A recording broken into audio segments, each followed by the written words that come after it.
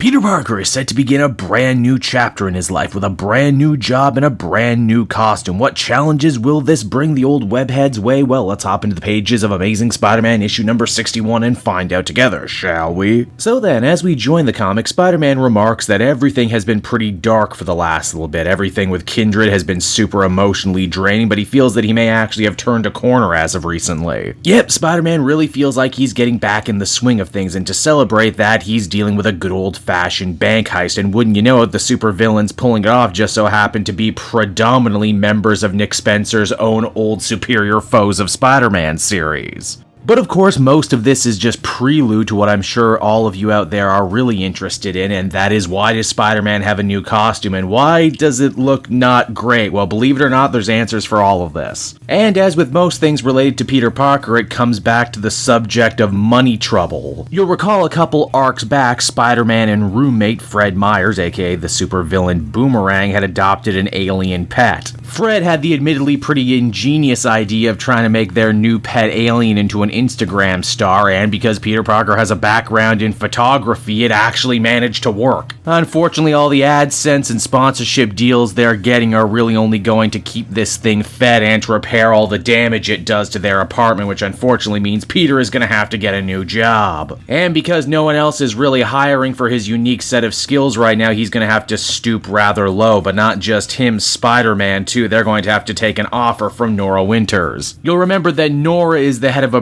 brand new outlet called Threats and Menaces, basically think an unholy mashup of TMZ and BuzzFeed. The company that suspiciously has managed to get a fair amount of capital together, considering that they are an internet content farm, have built Spider-Man a brand new costume. The idea is that in exchange for a fair sum of money, more than he ever earned at the Bugle, Peter will pass this suit off to his friend Spider-Man, who will wear it in the field, and because of a bunch of highly advanced camera and audio devices in the suit, people can literally watch along at home as Spider-Man fights crime and makes the news. Now you're probably thinking, wait, isn't that a terrible idea? Isn't that a surefire way for Spider-Man to get his secret identity outed? Well, Spidey actually has a friend on the inside on this one, and it turns out to be Jonah. Jonah's going to be monitoring the delayed fee and make sure that Peter doesn't end up doing anything that would out him or endanger the safety of anyone else around him. Again, how funny that after decades worth of being Spider-Man's enemy in the news media, now Jonah is his greatest asset. Now, at the complete opposite end of the story, we have Mayor Kingpin. You'll remember a few issues back, he had called together a meeting of the most powerful gang lords in all of New York City. You probably would also notice, if you've been reading the Daredevil book right now, that some of the people at this table and how they react to one another actually contradicts what's going on in that Zdarsky book, but I digress. Kingpin wants the Lifeline tablet, and he's willing to spend no expense to get it. In fact, anyone who does manage to bring Mayor Fisk his prize gets themselves a legit no-foolin' get-out-of-jail-free card, you know, like the one from Monopoly, only this one's real. Now, as Tombstone of all people actually manages to bring up, getting the Life tablet back from Fred Myers is going to be difficult, as he's been keeping both Spider-Man and an alien as friends. The Kingpin naturally has a plan for this. He was the one who actually dispatched the former Superior Foes to rob that bank at the beginning of the issue as part of a smokescreen operation to gain Spider-Man's attention. Spider-Man stops the robbery easily enough and gets to show off his brand new suit, which not only has a brand new look to it, but also apparently offers him some enhanced abilities, extra strength, and an enhanced spider sense. Again, I wonder if any of these things are ever going to actually come back into the story in any meaningful way, but hey, there you go. The suit also comes with a number of truly hilarious downsides.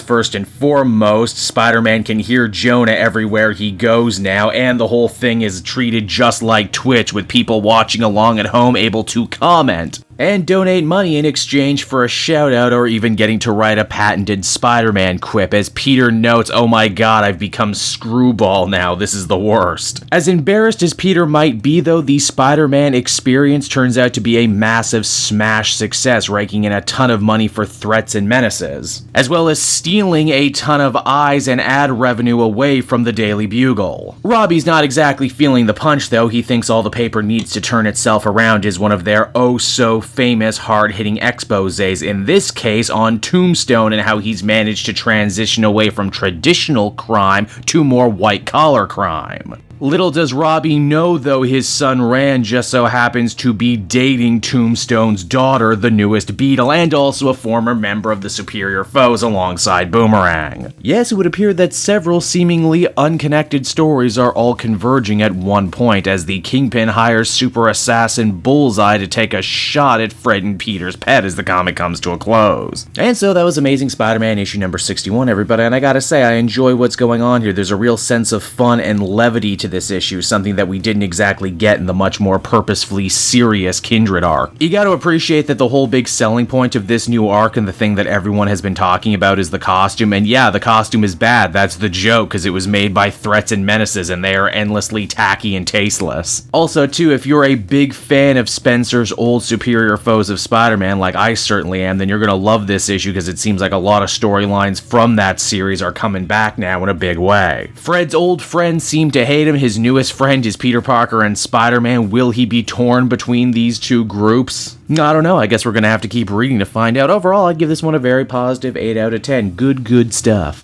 Hey there everyone, Kate Joel again, and I just want to thank you so much for watching to the end of the video. It means a lot to me. And hey, if you enjoyed the book I covered in this issue and want some comics of your own, might I recommend Book Depository? It's my #1 place for shopping for comic book trades. You get a great price, and if you use my link down in the description, you'll actually be helping me out at the same time. You get something, I get something, everybody wins, right? So until next time everyone, I've been Joel, and I will see you in the next video. Bye-bye.